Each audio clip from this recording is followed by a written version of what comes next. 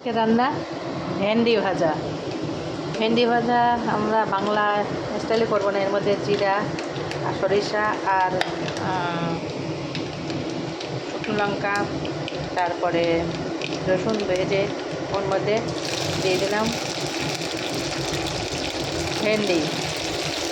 আর কিছু এখন দেওয়া হবে না, একদম না নুন দেবো না হলুদ দেবো। এখন ভেন্ডিটা এভাবে দিয়ে, এটারও কারণ আছে বন্ধুরা। এটার কারণ হচ্ছে ভেন্ডি যদি কিনা নুন দেওয়া যায়, ভেন্ডি লালা বেরিয়ে যায়, মানে ঘেটে যায়। তো এইভাবে দেবো, দিয়ে ভেন্ডিটাকে আগে ভেজে নেব।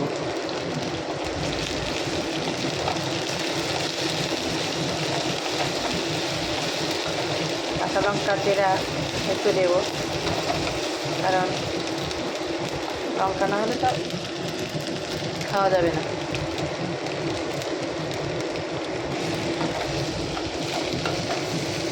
দিয়ে এটা হতে দেবো আর কি।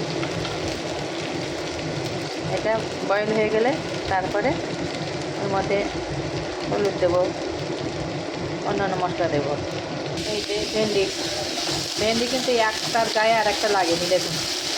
এর মধ্যে আমি না দিয়েছি হলুদ, না দিয়েছি নুন।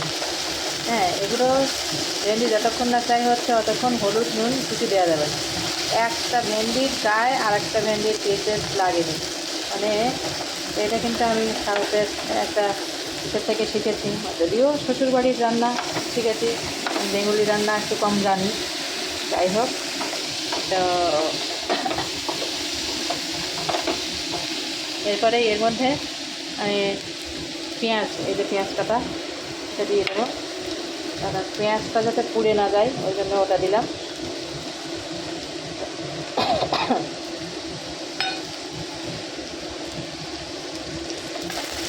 দিয়ে আর একটু নাড়বো। নাড়ার পরে সাউথের একটা মানে মশলা বানানো আছে, শুকনো লঙ্কা, তারপরে রসুন, জিরা, ধনিয়া দিয়ে একটা মশলা বানানো আছে।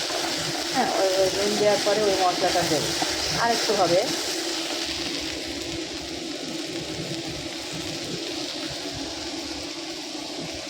এবার এর মধ্যে একটু নুন আর হলুদ দেবো।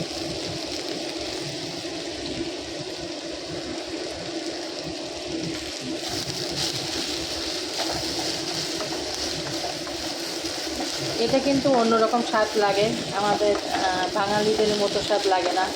কারণ আমরা তো বাঙালিরা একটু ঢাকা দিই যাতে না পুড়ে যায়, বা হচ্ছে পুড়ে পুড়ে যাওয়া অনেকেই পছন্দ করে না।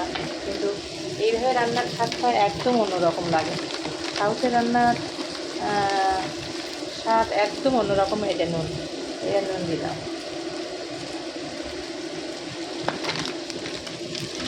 আজকে যেহেতু সোমবার, নিরামিষ, মানে সাউথের মানুষ মাছ, ডিম, মাংস না খাওয়া মানেই নিরামিষ। ওরা পেঁয়াজ রসুন খাবেই, কারণ পেঁয়াজ রসুন ছাড়া ওদের কোনো রান্না হয় না। যাই হোক, তো হচ্ছে এটা। এরপরে ওই মশলাটা দিয়ে আমি নামিয়ে নেব।